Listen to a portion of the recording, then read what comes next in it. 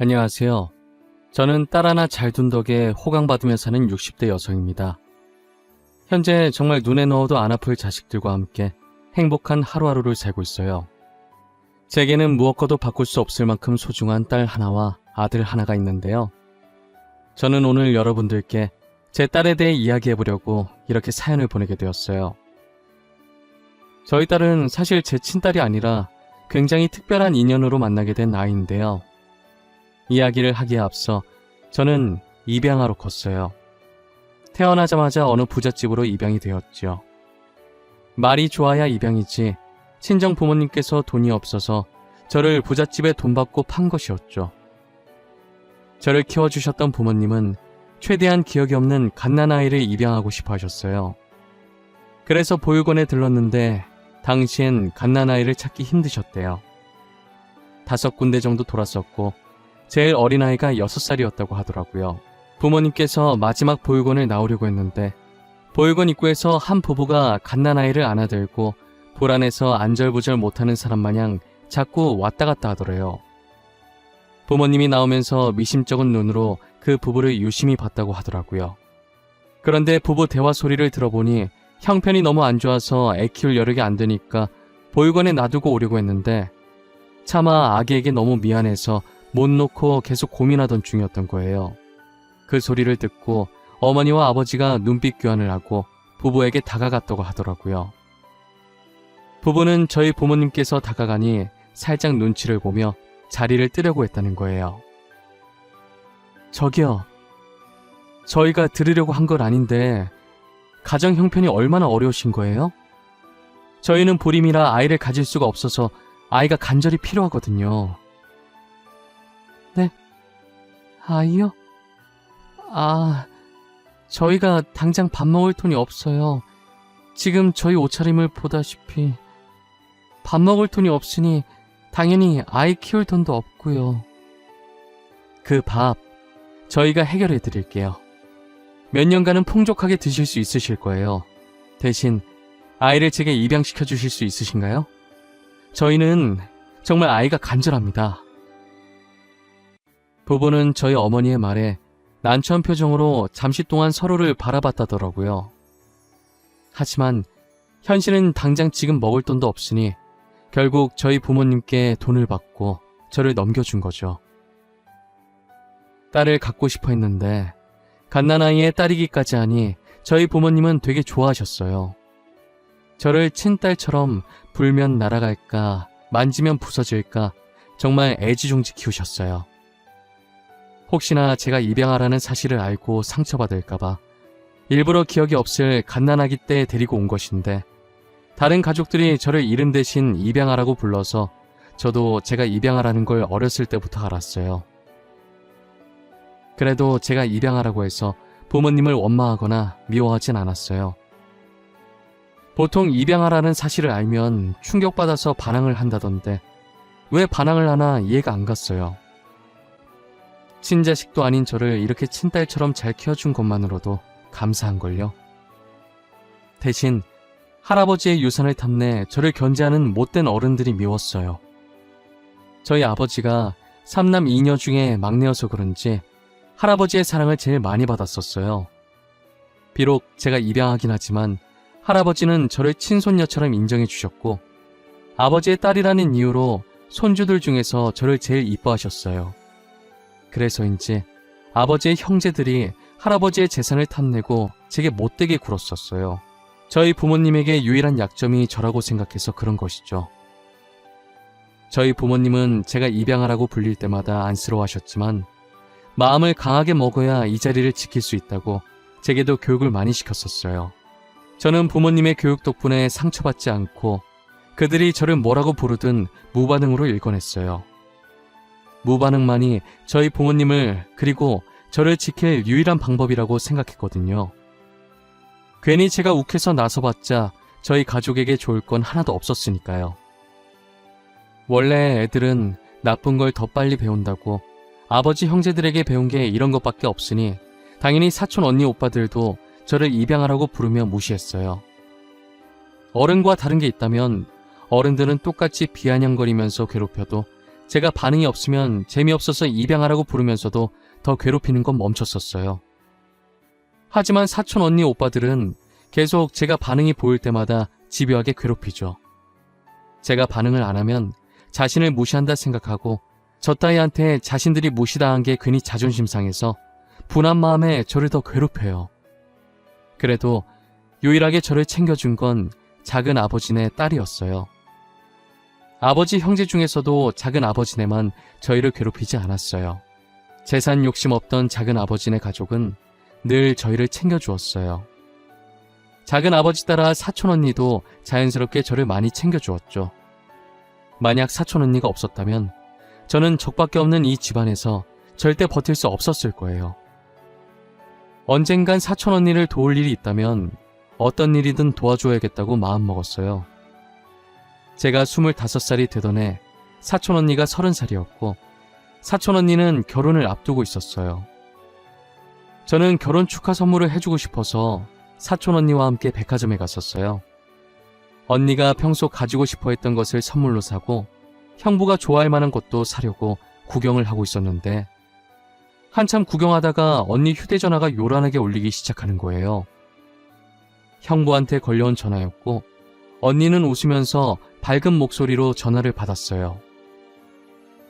언니가 전화 받을 때와는 다른 표정을 하더니 폰을 떨어뜨리고 달려나가는 거예요. 저는 언니의 폰을 주워들고 혹시나 놓칠까봐 빠르게 뒤따라갔어요. 아슬아슬하게 언니가 탄 택시에 저도 같이 탈 수 있었어요. 언니는 사시나무 떨리듯 몸을 떨면서 안절부절 못하더라고요. 기사님한테 병원으로 가달라고 하는데 저는 눈치껏 형부한테 무슨 일이 생겼다는 걸 알 수 있었죠. 소정아, 우리 오빠가 사고 나서 지금 병원에 아무 일 없어야 돼, 진짜. 아무 일 없어야 돼. 내가 오빠 없이 어떻게 살아. 언니, 아무 일 없을 거야. 형부 괜찮으실 거야. 형부가 얼마나 강한 사람인데 언니도 알잖아. 분명 아무 일 없을 거야. 아직 확인도 안 했는데 벌써부터 걱정하지 말자, 응? 나 너무 무서워. 아까부터 자꾸 안 좋은 기분이 들어. 옷 쌀게. 아저씨, 저희가 지금 너무 급해서 그런데 조금만 빨리 가주세요. 부탁드릴게요. 죄송합니다. 병원에 도착하니 형부는 침대 위에 누워 미동도 없었고 흰천을 덮고 있었어요. 형부는 꽃을 사들고 언니를 만나러 오다 졸음운전 차량에 사고를 당하고 말았어요. 언니는 망연자실한 표정을 한 상태로 흰천으로 덮인 형부를 안으며 눈물을 흘렸어요. 오빠 뭐야? 일어나. 나 놀래키려고 일부러 장난치는 거지? 그런 거지? 오빠, 왜 이러고 누워있는 건데? 자는 척 하지마. 눈 좀 떠봐, 응? 내가 미안해. 잘못됐어. 언니, 그만해. 언니가 계속 이러면 형부가 마음 편히 못 가셔. 제발 그만해, 응? 나만 두고 가는 주제에 마음 편히 가면 안 되지. 걱정돼서 계속 돌아보게 만들 거야. 나쁜 놈. 오빠는 나쁜 놈이야. 혼자 가고 나도 데리고 가지. 나랑 같이 가지. 사촌 언니는 형부 장례식 동안에도 나쁜 놈이라며 중얼거리면서 하염없이 눈물을 흘렸고 장례식을 마친 후엔 언제 슬펐냐는 듯 다시 예전 모습으로 돌아갔어요. 당시 사촌 언니의 뱃속엔 조그만 생명이 숨쉬고 있었어요. 아마도 언니는 이 조그만 생명 때문에 악착같이 버텼던 것 같아요. 저는 겉모습만 봤을 때 잘 웃고 얘기도 잘하길래 언니가 괜찮아 보이는 듯 했어요. 하지만 언니의 속은 골물대로 다 골마 있었고 점점 시름시름 알아갔어요. 결국 사촌 언니는 혼자서 마음의 병을 앓다가 세상을 떠나버렸어요. 엄마, 아빠 다 세상을 떠나버리고 혼자 남은 갓난아기 조카를 저마다 불쌍하다고 한마디씩 했죠. 다들 저 아이를 어쩌면 좋을지 이야기를 나누는데 제가 저 아이를 키워야겠다고 마음먹었어요. 그동안 언니가 제게 잘해줬으니 그 빚을 아이를 키우며 갚아 나가야겠다는 생각이 들더라고요. 처음엔 아이를 키우겠다는 제 의견에 저희 부모님께서 굉장히 반대를 하셨었어요. 소정아, 너 아직 결혼도 안 한 아가씨야. 너가 이 아이 키우면 결혼은 어떻게 하려고 그래? 은혜 갚는 건 좋다 이거야. 그런데 어떤 남자가 애 있는 여자랑 결혼하고 싶어 하겠어? 그래, 그건 네 엄마 말이 맞다. 우리가 그동안 네 의견에 반대한 적 있었니? 하지만 이건 진짜 아니야. 소정아, 다시 한 번만 잘 생각해보자. 응? 더 생각해볼 것도 없어요. 저는 이미 마음 정했어요. 이 아이 제가 키울래요. 저도 엄마 아빠 부탁 거절한 적 단 한 번도 없어요. 하지만 이번만큼은 저도 물러설 수가 없어요.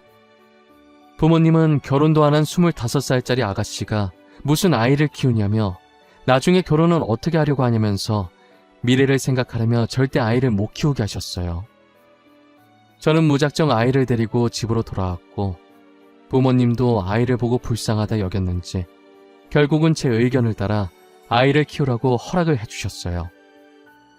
당시 저는 부모님께 소개는 안 드렸었지만 결혼을 약속한 남자친구가 있었어요.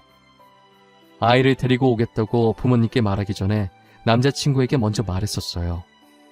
아무래도 결혼을 약속한 사이인데 이렇게 중요한 사안을 마음대로 정하는 건 아닌 것 같아서요. 남자친구는 제 이야기를 듣더니 제 사정을 다 이해하더라고요. 남자친구는 그렇다 치지만 문제는 남자친구의 부모님이었죠. 아무리 제 친딸이 아니지만 그래도 애 있는 며느리를 누가 좋아하시겠어요? 결혼 허락받으러 갔을 때 고민을 엄청 하다가 아이에 대해 이야기를 했어요. 평소 남자친구 부모님과 친했었지만 이 일은 친한 것과는 별개이잖아요. 그래서 어떤 반응을 보이실지 걱정했는데 남자친구 부모님도 딱한 사정을 듣더니 이해해 주시는 거예요. 남자친구 부모님은 정말 좋으신 분들이라 그분들을 보고 배운 남자친구도 좋은 사람이었어요. 결혼 후에도 조카를 친딸처럼 친손녀처럼 되게 잘 챙겨주시고 결혼 전에도 가끔 아이를 자신의 집에 데리고 오라고 하고 우스꽝스러운 표정도 지어주면서 아이랑 잘 놀아줬었어요. 남자친구도 남자친구 부모님도 너무 감사하게 저희 조카를 너무 이뻐해 주었어요.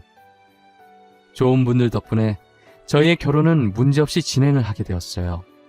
남편과 저는 조카를 배 아파 낳은 친딸이라 생각하고 10년 동안 정성껏 키웠었어요.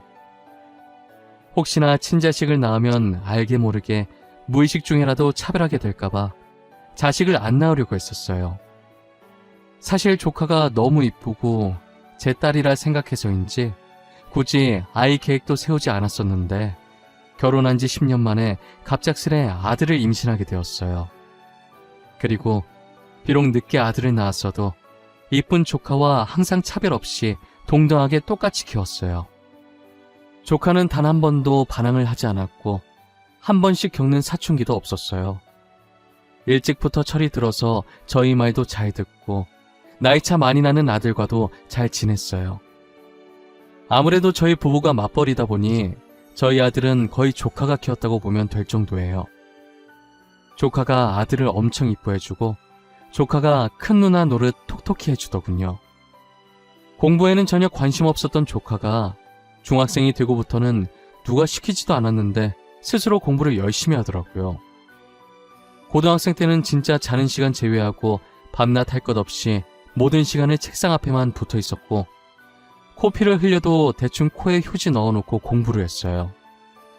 정말 독하다 싶을 정도였죠. 그렇게 15년 동안 악착같이 공부하더니 심리학과 의사가 되더라고요.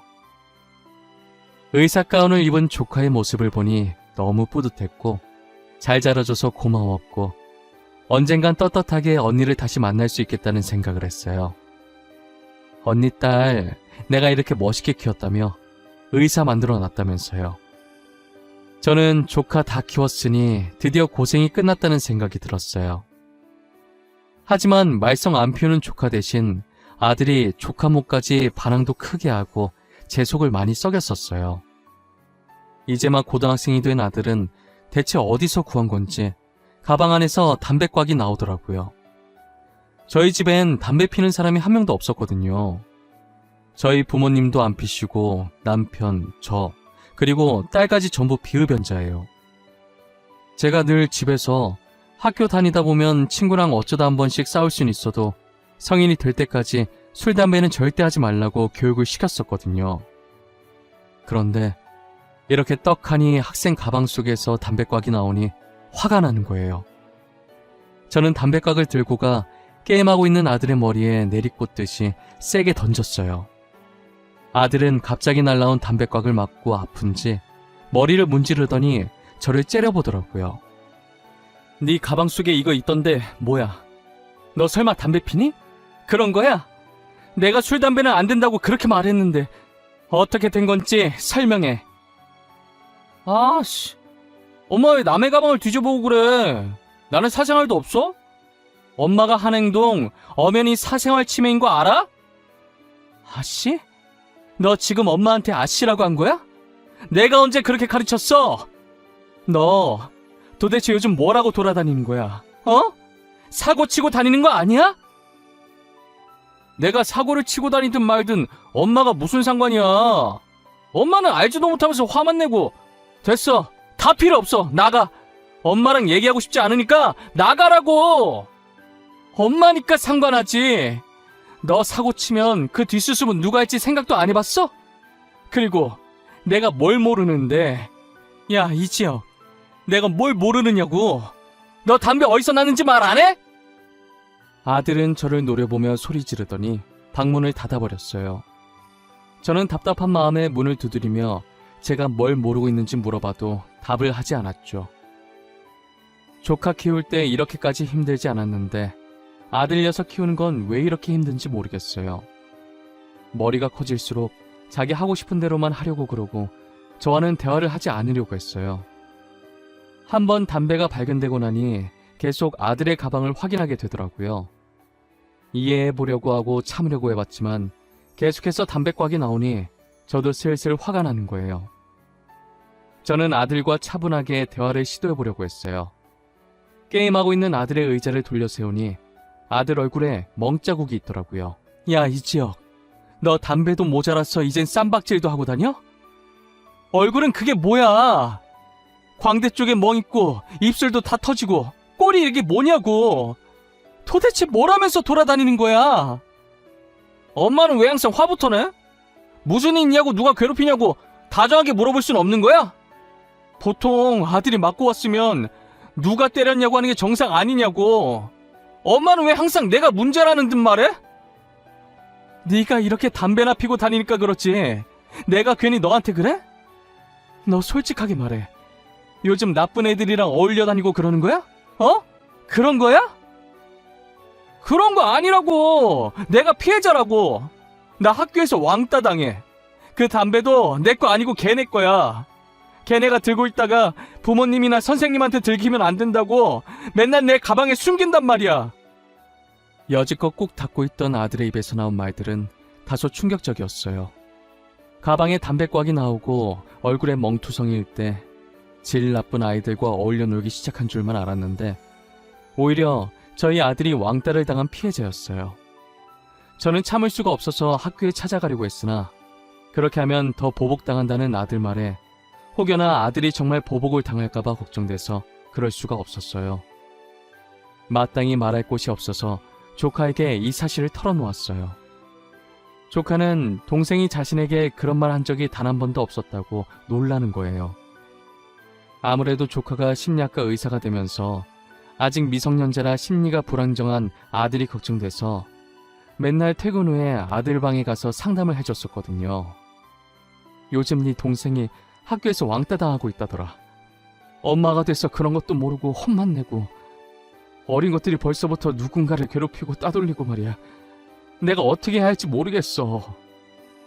엄마, 지혁이가 왕따 당하고 있대? 자기가 자기 입으로? 나한텐 그런 말 없는데? 나 매일 지혁이랑 이야기 나누잖아. 근데 단 한 번도 그런 말 한 적이 없어. 너가 걱정할까봐 그런 모양이야. 나한테도 계속 말 안 하다가 이렇게 혼나는 게 억울했는지 참다 결국 터져서 말한 거거든. 이걸 진짜 어떻게 하는 게 좋을까? 근데 지혁이 말도 맞아. 우리가 괜히 섣불리 나섰다가는 지혁이만 더 피해 입을 수도 있어. 일단 확실한 증거를 잡고 걔네 강제 전화 보내든 징계를 받게 하든 하고 지혁이를 다른 곳에 전화 보내자. 어떻게 증거를 잡지? 우리가 계속 따라다니면서 증거를 수집할 순 없잖아. 녹음기를 사자. 조그마한 녹음기를 지혁이 교복 자켓 주머니에 넣는 거야. 그리고 지혁이가 끼고 있는 안경도 카메라 달린 안경으로 바꾸자. 그걸로 증거를 모으는 거지. 조카는 확실한 증거를 잡기 위한 대책을 말해줬고 조카의 말대로 녹음기와 카메라가 달린 안경을 사서 녹음기는 아들 몰래 교복 자켓 주머니 안에 넣고 안경은 책상 위에 올려놨어요. 안경이 기존에 끼던 거랑 디자인이 비슷해서 아들은 아무 의심 없이 안경을 끼고 나가더라고요. 저는 하루 종일 일이 손에 잡히지 않았고 아들의 학교 시간만 손꼽아 기다리고 있었어요. 아들은 그날도 학교에서 안 좋은 일이 있었는지 자켓이며 교복이 흙투성이로 더럽혀져 돌아왔습니다. 저는 확실한 증거가 있을 거라 생각하고 아들이 씻으러 들어갔을 때 녹음기만 살짝 들고 나왔어요. 제 방문을 걸어 잠그고 떨리는 손으로 녹음기 재생 버튼을 눌렀어요. 저는 녹음기에서 나오는 음성을 듣고 충격을 받아 손으로 입을 틀어 막았어요. 야, 전에 학교 앞에서 너랑 떡볶이 먹던 여자 진짜 네 누나 맞냐? 나이 차이 꽤 있는 것 같던데? 누나가 아니라 엄마 아니야? 사고 쳐서 너 낳은 거 아니냐고. 그런 거 아니야. 우리 누나 맞아. 그리고 나를 괴롭히는 건 괜찮지만 우리 가족까지는 건들지 말았으면 좋겠어. 부탁할게. 야, 많이 컸네 우리 지혁이. 우리한테 눈도 제대로 못 보는 주제에 이제 부탁도 다 하고. 우리 가족까지는 건들지 말았으면 좋겠어. 부탁할게. 하, 진짜 골 때리네 얘. 우리가 뭘 했다고 그래. 우린 너네 가족 손끝 하나도 안 건드렸어. 누가 들으면 오해하겠다. 그치? 그러게. 우릴 왜 나쁜 사람들로 만드실까? 아직 정신을 제대로 못 차렸네. 덜 맞아서 그러나? 더 맞아야 정신을 차리려나? 왜? 계속 우리 심기를 건들고 그러실까? 어? 가족을 상대로 막말도 서슴없이 하고 저희 아들을 괴롭히는 말도 서슴지 않았어요. 조카와 아들을 희롱하더니 아들이 그만해달라고 하자 차마 들을 수 없는 소리들이 들리기 시작했어요. 절로 손이 떨리는 그 소리에 더 들을 수가 없었어요. 결국엔 몇 초도 듣지 못하고 녹음기를 꺼버렸어요. 아들이 이런 수모를 당하는지 몰랐다는 사실에 제 자신이 너무 한심하고 아들에게 대한 미안함과 가해 학생에 대한 분노로 온몸이 떨리고 눈물이 차올랐어요. 아들 잘 때 안경에 있던 카메라를 빼서 컴퓨터에 연결해보니 녹화가 잘 되었더라고요. 저는 이 파일들을 조카에게 넘겨주었고 조카는 아들에 대한 차트 정리를 시작했어요. 아들이 왕따 당한 걸 전부 차트에 다 적어두었죠. 그런데 아들은 혹시나 저희에게 피해가 갈까봐 불안에 떨고 있더라고요. 아들 말에 의하면 가해 학생들의 집안이 되게 잘 사는 집안인 거예요. 저는 조카를 키우면서 부모님의 도움을 받지 않고자 가끔 연락만 하고 직접 왕래는 잘하지 않았어요. 저희 아들을 위해서 정말 오랜만에 부모님에게 연락해서 도움을 요청했어요. 엄마, 죄송한데 제가 부탁이 있어서 연락을 드렸어요. 저희 아들 일로 부모님의 도움이 필요해요. 한 번만 제 부탁 들어주시면 안 될까요? 이번에 잘 해결되면 절대 부탁 같은 거 하는 일 없을 거예요. 딸 부탁인데 엄마가 당연히 들어줘야지. 나는 오히려 딸이 부탁해줘서 고마운데? 우리가 지영이 키우는 거 반대했었다고 매정하게 그렇게 발길을 끊는 법이 어디 있어? 그런 거 아니에요. 제가 키우기로 했으니까 책임감 가지고 싶어서 그랬던 거예요. 나도 알아. 장난 한번 쳐본 거야. 도대체 어떤 일이길래 우리 딸이 부탁을 다 할까? 아들이면 지혁이? 우리 지혁이한테 무슨 일이라도 생겼어? 사실 저희 아들이 학교에서 왕따를 당하고 있는데 가해자들 집안이 좋아서 오히려 자기가 반항했다가 더 보복당할까봐 아무것도 못하고 있더라고요. 너네 아빠가 들으면 간만에 재밌어 하겠네. 안 그래도 요즘 삶이 무료하다던데. 엄마가 아빠한테 말해놓을게. 무슨 말인지 대충 눈치챘어. 학교 갈 날짜만 문자로 보내줘. 저희 어머니는 눈치가 빠르셔서 제가 본론을 말하지도 않았는데도 다 알아차리시더라고요.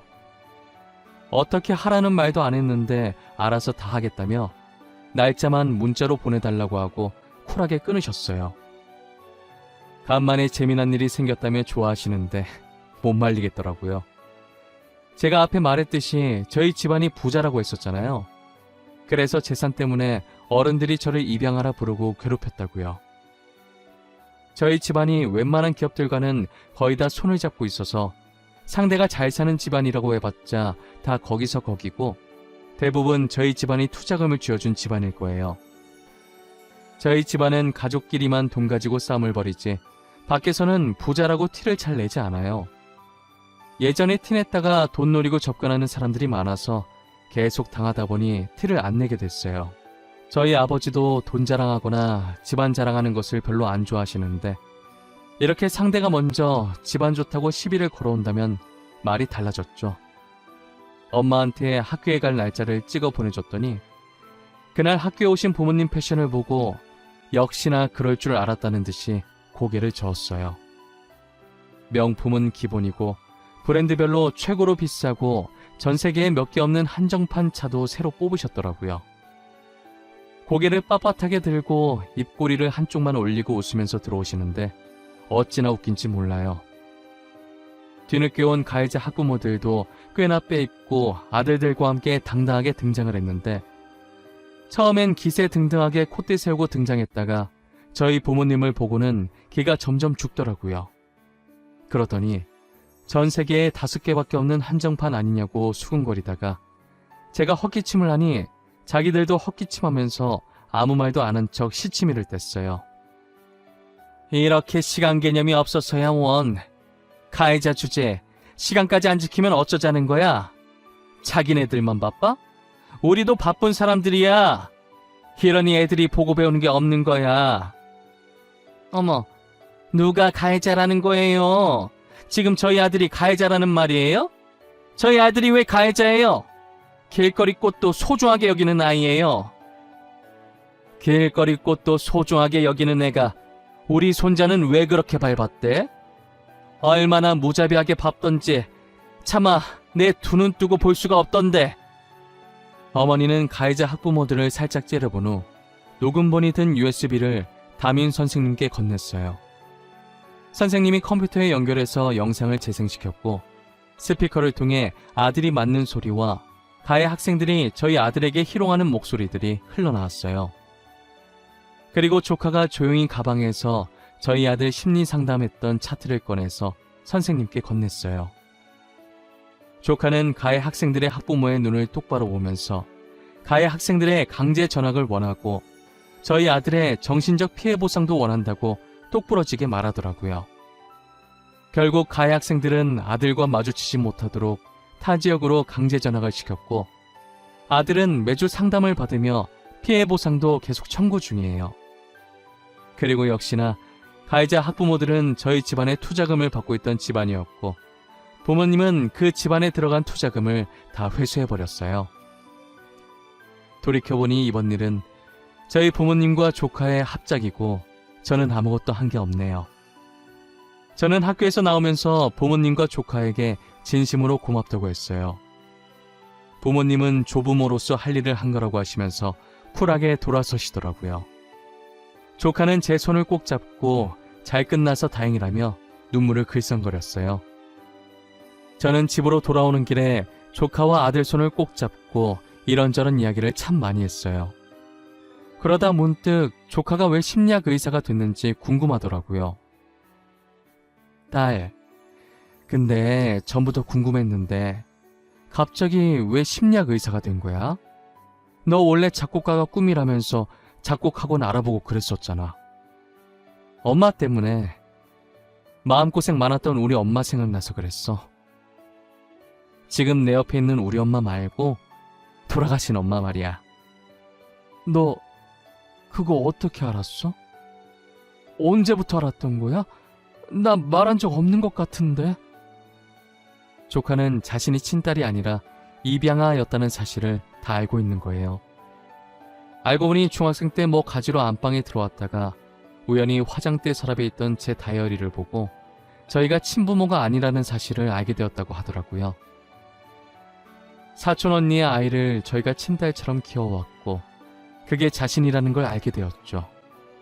그 사실을 알고 중학생 때부터 공부를 열심히 했었대요.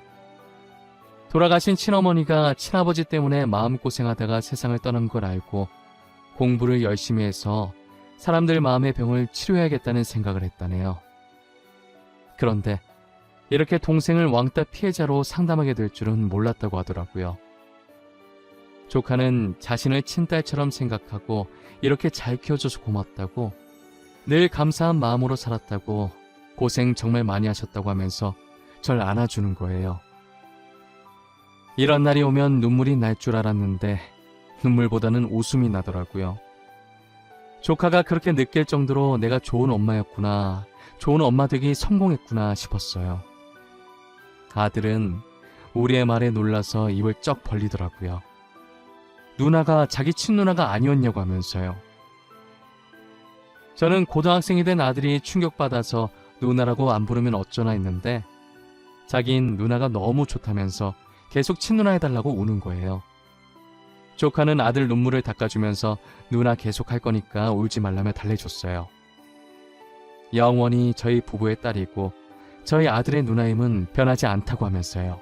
지금도 여전히 저를 엄마라고 부르며 친모녀처럼 잘 지내고 있어요.